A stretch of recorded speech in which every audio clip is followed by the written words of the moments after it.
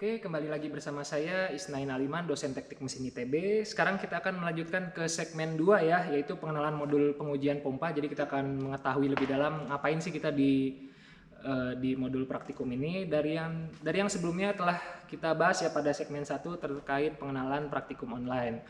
Nah, jadi sebelumnya saya ingin bercerita dulu bahwa alat ini sudah cukup berumur ya. Jadi sudah banyak lulusan teknik mesin ITB yang telah bekerja di sana, bahkan sudah pensiun juga telah menggunakan alat ini, atau bahkan dosen yang sudah pensiun dari sini pun sudah pernah menggunakan alat pengujian pompa ini. Jadi ini sudah cukup berumur. Saya belum lahir juga alatnya udah ada ya berarti ya. Dan kemudian yang pasti ada beberapa alat-alat yang juga tidak bisa digunakan. Contohnya seperti kita punya orifice di sini. Plat orifice untuk mengukur debit aliran yang mengalir itu dihubungkan kepada manometer di sini, tapi ini sudah tidak bisa digunakan. Tapi ada gantinya ya. Gantinya kita akan menggunakan wear meter, dan wear meter ini akan dibahas pada segmen 4 instrumentasi ya. Jadi tenang saja dulu, kita fokus ke tujuannya itu apa.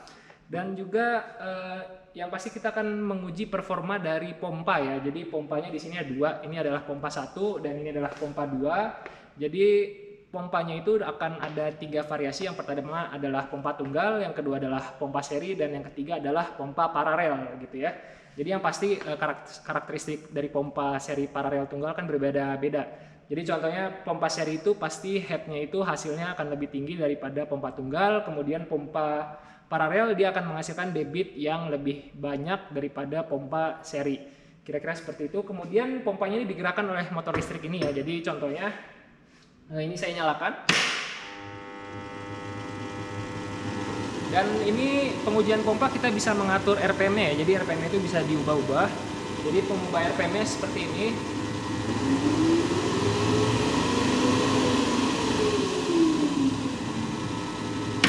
Jadi kira-kira seperti itu ya. Jadi kita menguji pompa dengan variasi RPM, dan juga ini sistemnya tertutup ya. Jadi sumber air itu ada di bawah tangki di bawah ini. Nah, kemudian kita masuk ke tujuan praktikum ya. Jadi yang pasti perlu diingat adalah tujuannya menguji performa dari pompa ini. Nah, di sini kita masuk ke papan tulis. Tujuan praktikum, kalau misalnya Anda lihat modul, tapi sebaiknya juga buka modul Anda sekarang karena ada beberapa kurva yang sepertinya harus Anda lihat agar kebayang ya apa tujuan dari praktikum ini.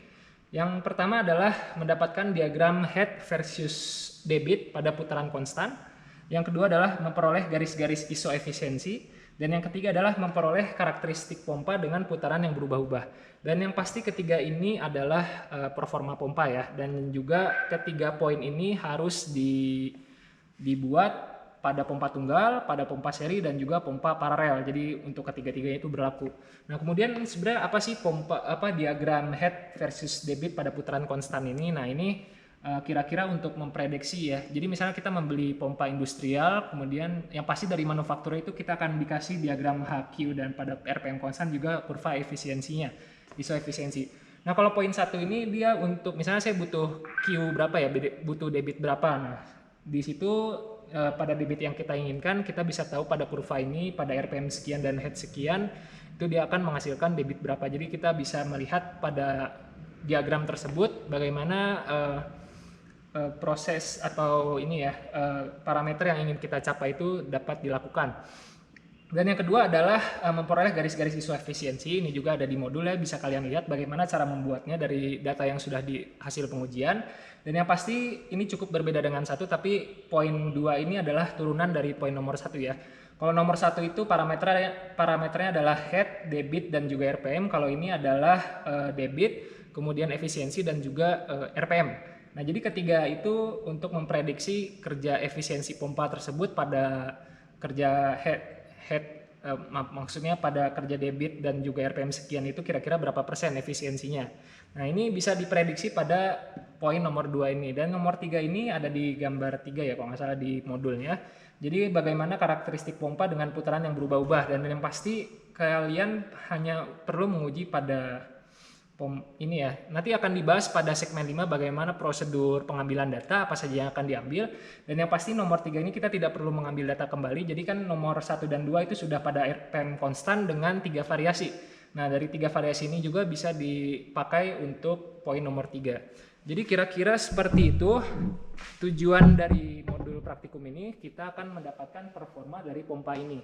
Dan yang pasti saya ingatkan, karena ini pompa yang sudah berumur, maka data-data yang akan kalian dapat uji ini pasti efisiensinya juga tidak terlalu tinggi. Jadi kalau misalnya pompa-pompa baru sekarang punya efisiensi lebih dari 90%, kalau ini mungkin sekitar 30-50% ya. Jadi kira-kira seperti itu. Cukup sekian pada segmen kali ini, dan segmen berikutnya kita akan membahas instalasi pompa yang ada di sini ya. Jadi sekian dari saya, sampai jumpa di segmen berikutnya.